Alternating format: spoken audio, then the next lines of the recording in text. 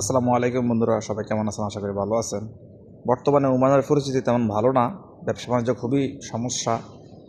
এই যে এত সুন্দর একটা শোরুম দিয়ে রাখছে আমাদের আরবাবে, এটা শপিং মলের ভিতরে, এটা মার্সিডিজের শোরুম দিছে। এই মলের ভিতরে কোনো মানুষ টানুষ কিছুই থাকে না, বেশিরভাগ সময় একেবারে খালি থাকে। এই যে পাশে আরেকটা দিয়েছিল, এটা হলো 4 হুইল গাড়ি, এটা তো রেঞ্জ রোভার আর কি। তো এই যে পরিস্থিতি মার্কেটের, ভবিষ্যৎ খুবই অনিশ্চয়তা। মানে কীভাবে ব্যবসা বাণিজ্য করবো, মানুষ কীভাবে টিকে থাকবে, খুবই হতাশা। বিগত 4-5 মাস হয়েছে শোরুম দিছে, একটা গাড়ি এই পর্যন্ত সেল করতে পারে নাই।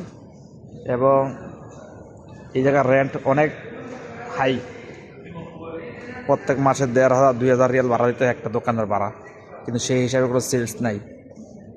তো ওমানের ভিতরে ব্যবসা বাণিজ্য খুবই নাজুক একটা অবস্থা, এই আর কি।